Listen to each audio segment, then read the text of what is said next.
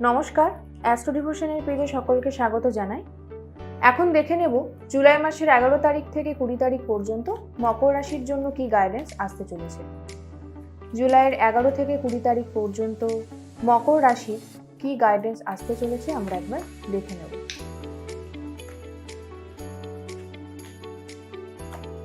মকর রাশির বাড়িতে কিছু ছোট গেট টুগেদার বা আমি কিন্তু বিয়ের কোনো সিচুয়েশন দেখতে পাচ্ছি, কিন্তু সে সাথে কিন্তু আমি আবার এখানে 3 অফ সোর্ডস মানে অদ্ভুত একটা কন্ট্রাস্ট এসেছে কারে। আমি এখানে ভালো মুহূর্ত দেখতে পাচ্ছি, তারপরেই আবার যথেষ্ট বেদনাদায়ক একটা সিচুয়েশন দেখতে পাচ্ছি। তো মকর রাশির জন্য আমি এটাই বলবো যে 11 থেকে 20 তারিখ পর্যন্ত টাইমটা কিন্তু খুব ট্রাবল দেবে, মানসিকভাবে যথেষ্ট ট্রাবল দেবে। প্রিয় মানুষের কাছ থেকে কিন্তু আমি ভালো সিচুয়েশনটা সাডেনলি চেঞ্জ হয়ে গিয়ে সম্পর্কের কিন্তু পুরো কেমিস্ট্রিটা বদলে যেতে পারে মকর রাশির ক্ষেত্রে।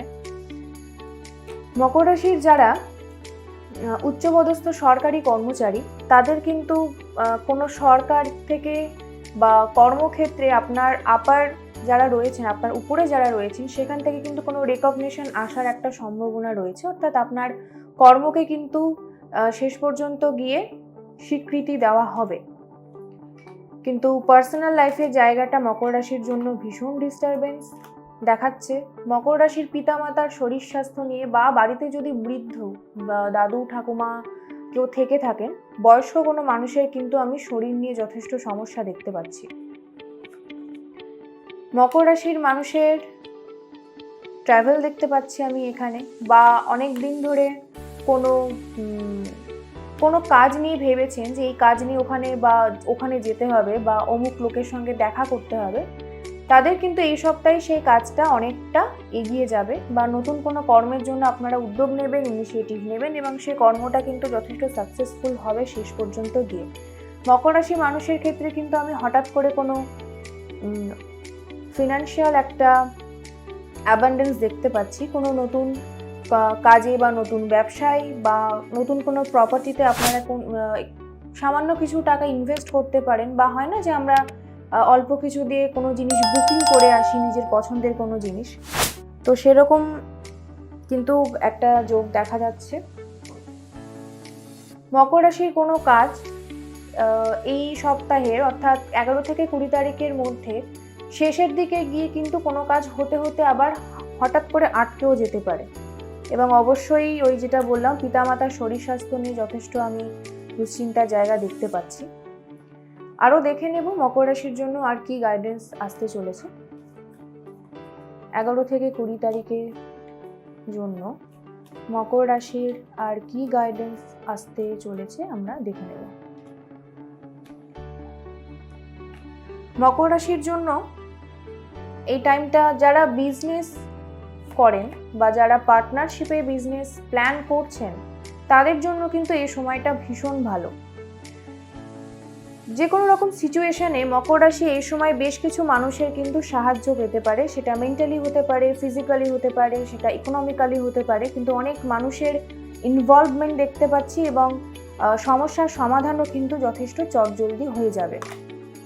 একদমই তাই, মকর রাশির জন্য এই টাইমটা খুব ভাইটাল। প্রিয়জন, রিলেশনশিপ, এইখান থেকে মকর রাশির জন্য একটু ধৈর্য ধরতে বলা হচ্ছে, যেটা আমি এর আগেও বললাম, কিন্তু বাকি প্রফেশন ওয়াইজ এবং ফ্যামিলি লাইফ কিন্তু ভীষণ পজিটিভ। দেখে নেব মকর রাশির জন্য এঞ্জেল গাইডেন্স কি আসতে চলেছে। মকর রাশির জন্য এঞ্জেল গাইডেন্স কি আসতে চলেছে আমরা দেখে নেব। Listen to your intuition. Don't stop. Meditation brings answers. মকর রাশির সর্বোপরি কিন্তু এই সময়টা যথেষ্ট আমি ভালো দেখতে পাচ্ছি, কিন্তু ওই যে বললাম রিলেশনশিপ নিয়ে কোনো সমস্যা আসতে পারে, তো সেখানে দাঁড়িয়ে পার্টনারের সঙ্গে কোনো বিষয়ে আপনারা টেক অ্যাকশন, পার্টনারের সাথে যে কোনো মিসআন্ডারস্ট্যান্ডিং মিটিয়ে নেওয়ায় কিন্তু আমি এই সময় বুদ্ধিমানের কাজ হবে। আপনার ভেতরে কোনো কোয়েশ্চেন থাকলে, কোনো কোয়ারিজ থাকলে সেটা নির্দ্বিধায় পার্টনারের সঙ্গে বসে আলোচনা করুন কোনো রকম সিদ্ধান্তে যাওয়ার আগে। বা যাদের মধ্যে পার্টনারকে নিয়ে প্রচুর সন্দেহ থাকে, প্রচুর কোয়েশ্চেন থাকে, তাদেরকে বলবো এই সময়টা পার্টনারকে একটু স্পেস দিয়ে দিন। এই সময়টা রিলেশনশিপটাকে একটু নিজের মতন করে নিঃশ্বাস নিতে দিন। না হলে পরবর্তীতে কিন্তু সম্পর্কে টানাপোড়েনে যথেষ্ট ভুগতে হবে মকর রাশির মানুষদেরকে। মকর রাশির মানুষ যদি রিডিংটির সঙ্গে রেজোনেট করে থাকেন তাহলে অবশ্যই লাইক এবং কমেন্ট করে জানাবেন আমাকে, এবং শেয়ার করবেন আপনার পরিচিত মানুষদের সঙ্গে। চ্যানেলটিকে সাবস্ক্রাইব করে দেবেন, বেল আইকনটি প্রেস করে দেবেন যাতে পরবর্তীতে সমস্ত ভিডিওর আপডেট আপনার কাছে পৌঁছে যায়। ভালো থাকবেন, ধন্যবাদ।